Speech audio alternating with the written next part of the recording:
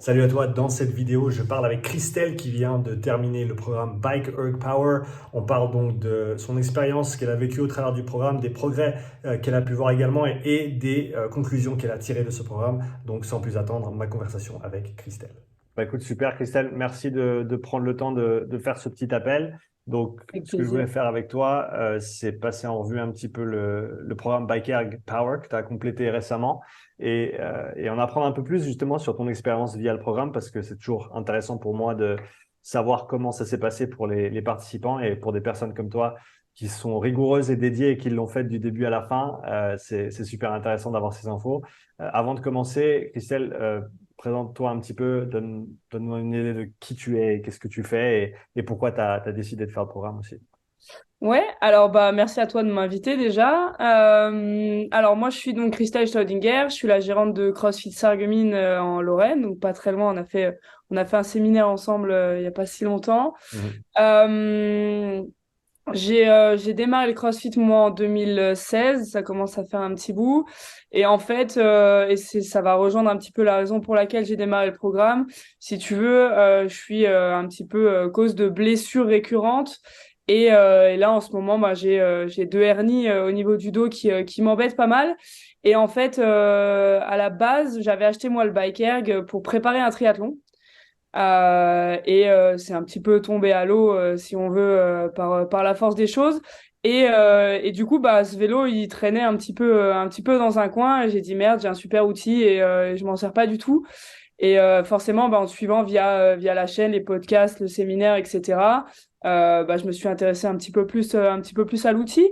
Et puis, j'ai d'abord commencé à te suivre avec les formes, enfin, à te suivre avec les podcasts, mais les formations avant de faire le programme. Et en fait, dès que tu as lancé le Power, c'était logique, il fallait que j'essaye. Il fallait que j'essaye. Et en fait, il s'avère que passer mon temps sur le vélo, c'est le seul effort que j'arrive à faire sans douleur. Mhm. Malgré les différentes positions qu'on voit sur le vélo, plus assise, plus avancée, etc. C'est le seul endroit où tout va bien, parce que j'ai un petit problème au genou aussi pour faciliter la chose. Et en fait, c'est le seul moment où mon corps me laisse faire. Donc voilà, j'ai pris un plaisir fou à passer des heures et des heures à m'amuser, et des fois un peu moins sur le vélo. Ouais, bah écoute, génial, merci pour cette petite vue d'ensemble. Du coup, bah, on commence avec tes tests à la base, le 3, le 12 minutes et le sprint. Comment tu as trouvé ces efforts? Déjà, c'était une catastrophe. Le 3 minutes, j'ai dû le refaire deux ou trois fois, je crois. Hmm. Parce que sur la première fois, en termes de gestion de l'effort, j'ai fait le popcorn, clairement. Au bout de, allez, 20 secondes, j'allais bien. Et puis les 30 suivantes, enfin les 10 suivantes, ça allait plus. Donc j'ai juste explosé. Et le pire, c'est que ça m'était déjà arrivé. Pour ton séminaire, on avait fait un test de rameur. Mhm. Et j'avais déjà explosé. Moi, je suis quelqu'un qui explose, qui sait vachement se gérer.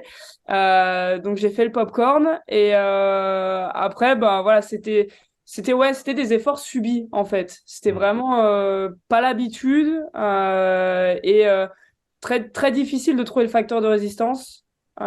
pour savoir lequel me permettrait d'être le plus efficace et de tenir dans la durée. Euh, que ce soit pour un test ou pour l'autre d'ailleurs. Mais voilà, assez mal vécu, on va dire, ces tests de départ. Ils sont pas faciles à gérer quand tu les as jamais fait, mais je dirais que Ouais, on peut dire ça de tout même effort de type CrossFit parce que tu le fais une fois, tu fais le WOD une fois et si tu te reposes bien, 3 heures plus tard, tu peux certainement faire un meilleur score parce que tu sais mieux le gérer du coup. Et c'est intéressant que même des efforts qui sont, on va dire, en continu avec une modalité unique comme ça, mm. soit si difficile à gérer, ça veut peut-être dire on se devrait de passer un peu plus de temps à apprendre à se gérer même sur des efforts simples comme ça, qui nous Ah oui. permettraient certainement ensuite de mieux faire sur des efforts un peu plus, enfin, avec des modalités mixtes, par exemple. Bah, l'exemple concret, c'est les Open, hein. Pourquoi les gens font Mhm. les WOD deux fois ou trois fois, c'est l'exemple concret. Et c'est tout con, mais ouais, effectivement, apprendre à se gérer. Bah là, j'ai repris le WOD. Je sais plus non, je t'en avais pas parlé de celui-là, mais j'ai repris un WOD lundi. Un Mhm. truc, c'était 22 minutes. C'était toi face à ta box avec une paire de dumbbells et différentes modalités. Et justement, je l'ai beaucoup mieux vécu que les adhérents que j'avais à côté de moi, parce que je fais les WOD, enfin, quand je peux avec la classe. Et je l'ai beaucoup mieux vécu parce qu'ils sont partis comme des piles. Et moi, j'ai dit non, tranquille, les gars. J'ai pris mes pépites, je sais maintenant. On se 22 calme. minutes, 22 minutes, c'est long. 22 minutes, Hmm. c'est long. Ah oui. Ok, on revient sur le programme. Quelles étaient tes séances préférées du programme de manière générale? Franchement, les zones 2. Les zones Pourquoi? 2, c'est tranquille, hein. C'est ça, c'est ça. Eh oui. Qu'est-ce qui... T'en faisais déjà avant le programme ou t'as vraiment commencé à en faire avec le programme? Non, j'ai commencé avec. J'ai commencé avec. Avant, pour pas être censurée, je m'ennuyais un petit peu. En fait, j'avais pas forcément compris l'intérêt. Hmm. L'intérêt de ces séances-là. Et du coup, je me disais, bah, au pire, je les fais pas, ça changera rien. Et en fait, non, c'est ce qui change tout. C'est ce qui change tout. Et ça, je l'ai vu, enfin, je l'ai vu au fur et à mesure. Et effectivement, ces genres d'efforts-là, on a tendance à se dire, comme tu le dis souvent, on a l'impression de rien faire, on perd son temps, mais en fait, pas du tout, pas du tout. Et maintenant, bah là encore, j'ai fait le test de zone 2, 2B là tout à l'heure. J'ai un adhérent qui me dit, je t'ai quitté avant, t'étais sur le vélo, je reviens te voir 2 jours après, t'es encore sur le vélo. Je dis oui, mais maintenant en fait j'aime ça, j'adore ça. En plus, il fait 10 degrés dans la boxe, alors pour se réchauffer. C'est un super... Ouais, pour ceux qui savent pas où placer un petit peu d'endurance comme ça, 20 à 30 minutes avant une grosse séance d'haltéro, c'est top parce que comme ça, tu es bien chaud. Après, tu vas faire ton échauffement spécifique et derrière, en général, t'as une bonne séance. Euh, Ouais, je reviens un petit peu, je me permets d'insister un peu sur cette basse intensité parce que ouais. ça pourrait sembler un petit peu contradictoire avec une prog qui est quand même axée sur la puissance max et sur des efforts qui sont très intenses. Tu as trouvé que ça se mariait bien, ça fonctionnait bien ensemble? Ouais, et ce que j'ai eu en plus vraiment comme partie récup sur les séances d'intensité, tu sais, tu nous demandes de compléter ce qui reste avec de la zone 2 quand on fait des efforts d'intensité, notamment sur les séances un peu plus loin, sur les 1h15, 1h30. Et en fait, moi, je trouve ça génial parce que au début, si t'avais pas, entre guillemets, obligé de faire cette zone 2 à la fin, si tu veux, moi, je serais descendu du vélo et j'aurais attendu 20 minutes comme ça. Et j'aurais juste crevé. Et là, le récent que j'ai fait, non, c'est passé sur les retests. Mhm. Sur les retests, je l'ai ajouté quand même à la fin parce que justement, après, au final, on sort du vélo frais et tout va bien. Alors que des efforts type test comme ça, type le 12 minutes, si on s'allonge au sol carpette, on met une demi-heure à s'en remettre et on n'est pas encore lucide. Alors que là, s'obliger à redescendre en intensité, continuer de dérouler, etc. C'est vraiment là où j'ai été le plus étonné. Après, sur le papier, on le sait. Enfin, je veux dire, je le dis à mes adhérents. Mais le faire et le vivre, c'est encore, c'est encore différent. Se discipliner à le faire, c'est encore différent. C'est ça. Et pour ceux qui y croient pas, dites-vous que sur le Tour de France, les coureurs, ils font 4, 5, 6 heures, ils font leur étape et tout de suite après, ils vont se mettre sur leur home trainer. Donc, ils ont leur équipe qui arrive, qui pose leur home trainer avec leur vélo et ils pédalent pendant 20-30 minutes de récup active. Après même autant d'heures d'effort que ça. Donc, si eux, ils peuvent le faire, nous, on peut faire 20 minutes après nos intensités aussi. Ouais, et ça m'étonne qu'à moitié parce que je t'avais envoyé pour le Téléthon. J'ai fait 8h17 sur le vélo. Ouais. Et après, alors oui, j'ai subi après, mais un peu plus loin après, quand j'ai repris un petit peu mes esprits, parce que ça reste un effort assez long, assez conséquent, mais un petit peu après, je me suis reposée sur une machine pour dérouler. Mhm. Alors qu'avant, je l'aurais pas fait, mais parce qu'en plus, bon, j'étais plus très très lucide, mais ça m'a fait du bien justement de relancer un petit peu ça.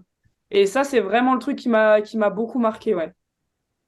Par rapport aux séances de haute intensité, est-ce que tu as des séances que tu as appréciées ou elles étaient toutes dures au même point? Non, les efforts courts. Alors ça, j'ai beaucoup aimé les efforts courts. J'essaye de tricher un petit peu et de retrouver la prog. Mais quand on était, je sais plus exactement les noms que tu utilises. Ça, j'avoue que j'ai pas retenu. Moi, je les ai faits. Je suis un petit soldat. J'ai fait ce qu'il y avait écrit, mais retenir les noms exacts, j'ai pas fait. Mais tu sais, quand tu enchaînes les efforts courts, vraiment courts, avec 3-4 minutes de repos. Ouais. Hum, Il y avait soit des wingate, donc des sprints qui sont très très courts, qui sont supra-maximaux, donc c'est vraiment pied au plancher et tu donnes tout ce que ouais. tu as. Et après, il y avait aussi les sprints longs où là, c'est un peu plus de la gestion d'effort, mais quand même à très haute intensité pour 1 minute 30. Alors, c'était plutôt du coup le pied au plancher. C'est vrai que, alors je suis là, on reprend le petit document, ouais. Les parties vraiment où il fallait vraiment aller chercher très fort sur une courte durée, Mhm. ça pour le coup, je débranchais le cerveau, j'explosais et après je repartais. Et ce que j'aimais bien, c'était justement le fait de noter, j'étais rigoureuse dans le fait de noter vraiment les puissances et d'essayer d'aller chercher soit à faire la même soit à faire légèrement au-dessus. Ça, c'était vraiment, ouais, c'est vraiment un truc que moi, j'ai vraiment accroché là-dessus, ouais. Ouais, et d'ailleurs, ben, suite à ton retour et à d'autres participants et participantes du programme, je viens d'ajouter hier une fiche qui te Mm. permet justement de noter tes watts, etc., Ouais, ça, j'ai vu. qui était pas dispo avant. Donc, c'est un petit ajout qui... et je pense que c'est bien, je pense que tu as raison de noter ce que tu fais parce que ça te donne toujours une base pour la séance suivante. En plus, vu qu'on répète pas mal des formats, avec des petites variations de semaine en semaine, mais les formats, ils restent quand même assez continus. Ça te permet d'avoir voilà, une jauge de te dire, ben, cette semaine, j'ai fait ça, la semaine prochaine, on fait une rep de plus, ben, je peux faire ça, plus encore une, peut-être, Ça. et d'avoir de la progression de séance en séance. Ils ont de la chance, les gens. Moi, j'étais sur le bloc-notes de l'iPhone. C'est ça, c'est ça. Ça marchait Euh, bien. exactement. Ben, quand tu le referas dans 3 mois, tu pourras utiliser la fiche du coup. Parfait. Et les séances les plus dures que tu as trouvées, c'était quoi de la prog en général? Alors, trichons un peu. Je crois que la séance la plus dure, c'était ma première 1h30. Ok, C'était, en plus, là, je l'ai devant les yeux, c'était le hard start ouais, de 4 fois 4 minutes, 4 minutes. ouais, Ça, j'ai trouvé ça incroyablement long. ok. Et j'avoue, j'avais mal aux fesses. Mais celle-là, ouais, mentalement, en fait. C'était pas tant l'effort, c'était pas tant vraiment physique, c'était plutôt mentalement. Aller chercher une première séance d'1h30, déjà, ça me paraissait à ce moment-là vraiment très long. Je faisais 1h30 sur le vélo sans bouger. J'avais tout préparé, hein. J'étais allée faire pipi avant, j'avais ma bouteille d'eau, j'avais mon truc. J'avais tout préparé. À croire que je restais, je passais la journée dessus. Mais ouais, mentalement, ouais, c'était celle-là. Du coup, c'était la semaine 9. Ok, semaine 9. Donc pour ceux qui sont dans le programme et qui ne sont pas encore à la semaine 9, ça Bonne arrive. chance. Est-ce que je peux afficher du coup la fiche que tu m'as envoyée, les résultats que tu as obtenus sur Bien les sûr. différentes progressions? Donc je vais tâcher de par- partager mon écran. On va y arriver. On va y arriver. Alors, partage d'écran. Tac. Voilà. Est-ce que tu vois la fiche? Ouais. Super. Ben du coup, donc ça c'est ta fiche de avant-après avec Mhm. à droite on voit le test semaine 0 et 1 en haut et le retest semaine 12 et 13 en bas. Et sur la page de gauche on voit du coup les résultats sur les différents tests. Qu'est-ce qui t'a déjà bravo hein, parce que les progrès ils sont conséquents. Sur ton 3 minutes tu as rajouté 34 watts, ça fait 14% de progrès. Sur ton 12 minutes 14% aussi avec 23 watts de plus. Puissance max, 20% de puissance en plus Ça, c'était incroyable, ça. avec 131 watts supplémentaires. Une puissance critique qui est montée de 20 watts quand même. Donc, malgré tout, hein, le travail de haute intensité. Alors, je pense que personnellement, j'attribuerais cette augmentation de ta puissance critique sur les deux choses que tu as fait ou les deux versants du programme qui sont la basse intensité et Mhm. également les séances de type VO2 max. Et on voit un W' qui lui aussi est monté de 13%. Donc, c'est cool de voir qu'on peut tout faire monter en même temps. Il y en a qui diront, ouais, non, mais quand tu montes celui-là, l'autre, il monte pas. Je pense que ça, c'est potentiellement vrai quand on est très, très proche de notre potentiel génétique et qu'on a déjà, on va dire, on s'est déjà entraîné de manière très structurée sur ces modalités-là pendant plusieurs années.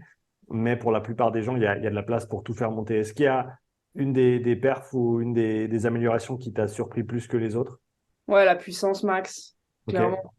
Clairement, la puissance max, quand j'ai commencé en semaine 12 à m'énerver et à aller la chercher, au tout début, je galérais vraiment hein, à aller chercher les 600.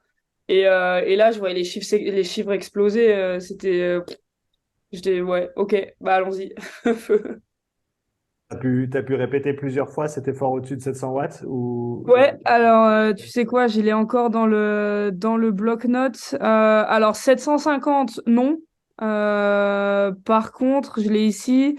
J'avais du 734 que j'ai fait 2 fois, du 730 que j'ai fait une fois, 724 que j'ai fait une fois. Donc ouais, au-dessus de 700, maintenant, c'est plus, c'est pas une étoile filante, quoi. Ah, ça, c'est cool de se dire qu'avant, tu étais à 620 et que maintenant, tu arrives à répéter en dessus de 700 de manière assez régulière, quoi. Ouais, ouais. Ok, génial. Écoute, je crois on a à peu près fait le tour de tout ça. Qu'est-ce que tu retires du programme, toi, au-delà des performances qui ont augmenté? Quelles leçons tu tires du programme et que tu emmènes avec toi dans l'avenir? La discipline de la zone 2, l'intérêt de la zone 2 et la discipline à la pratiquer, vraiment. Je pense que ça, c'est un truc. Et même maintenant, si j'en fais pas pendant une journée, j'ai envie de la faire tout le temps. Donc ça, vraiment. Et après, ben, ouais, la gestion sur les choses vraiment longues. Comme je disais, là, l'histoire du Téléthon avec la boxe. À aucun moment avant, j'aurais pu faire un effort aussi long. Mhm. J'aurais explosé 1000 fois avant parce que j'aurais peut-être mis 20 ou 30 watts de trop au démarrage et ça aurait pas marché. Et ce que j'adore vraiment, vraiment, vraiment avec le programme et la suite et les fiches du coup que tu utilises, c'est que comme tu expliques les choses, les fiches après on peut les réutiliser, on peut refaire enfin, pour l'instant j'en suis pas à refaire le programme, petit spoil, on fera une vidéo dans 3 mois sur l'endurance, mais en fait, enfin c'est un vrai outil que tu peux utiliser tout le temps. Et avant, j'utilisais pas les machines en termes de watts. On a Mhm. tendance en CrossFit à s'habituer aux calories, au mètre, Ouais. mais c'est pas individualisable si le mot existe. Enfin, Mhm. on peut pas dire, OK, on part pour un 2000, t'estimes que tu pars à quel rythme? Alors que là, je sais exactement, en fonction des zones, des fiches que tu as données, ben, dans quelle zone je me situe, quel watt je vais pouvoir utiliser, quelle puissance je vais pouvoir développer. Et en plus, j'ai pris le calculateur. Du coup, je peux convertir sur combien de temps ça va me prendre. Je deviens une matheuse, en fait, avec toi. Mais c'est génial parce qu'au final, tout est carré et les séances se passent beaucoup mieux. Et du coup, là, je commence à les retransférer dans le CrossFit. Et cet aspect gestion de l'effort, il est différent Ouais. qu'avant le programme. C'est super intéressant que tu aies retiré ça de ce programme-là. Je pense que après, comme tu l'as dit, hein, tu as commencé le programme Endurance, donc t'enchaînes avec l'autre version, qui d'ailleurs, je pense, c'est une des meilleures manières de faire dans le sens où la grande majorité des gens, ils ont un potentiel de développement qui est considérable sur cette machine du Bike Erg. Et du coup, d'alterner en fait entre ces deux phases de programmation, une plus axée en gros en dessus du deuxième seuil ou en dessus de la puissance critique avec la VO2 max, les sprints comme tu l'as fait là, et ensuite un bloc d'entraînement en dessous de cette puissance critique, en dessous du seuil, où on va plutôt faire des efforts longs. Là, l'alternance entre ces deux versants, en fait, fait que tu travailles ce qu'il faut pendant un bon moment. Après, tu te replies sur l'autre qualité qui, du coup, n'a pas vraiment été développée pendant ce temps-là. Et je pense que sur même, tu vois, 2 cycles, donc une année complète, on va dire, de travail, on peut vraiment voir des améliorations qui sont considérables et le transfert sur les autres disciplines, le CrossFit en général ou même d'autres sports pour d'autres pratiquants, va être important et bienvenu, quoi. On check ça dans 9 mois alors. On check ça dans 9 mois, exactement. Déjà fini le programme endurance. Après, Ouais, on reparle des douleurs de jambes que tu as pu vivre. ouais. Parce que les shuttle monsters, quand ils commencent à devenir longs et faire 2 fois 30 minutes, tu vas les Ouais. sentir. Et là, bah, tu seras habitué à la séance d'1 heure et demie, donc ça ira. Mais ce sera cool d'avoir ton retour sur ce deuxième programme à la suite de ce programme puissance. Christelle, en tout cas, merci d'avoir fait le programme du début à la fin et deux, d'avoir accepté de faire ce petit retour Avec plaisir. pour partager ton expérience. En tout cas, bonne suite avec l'endurance. Et puis ben, écoute, continue comme ça parce qu'il semblerait que tu fasses toutes les bonnes choses dans le bon ordre. Donc voilà, change rien. Continuons. C'est ça. Bonne journée à toi. Merci à toi aussi. Ciao. Ciao.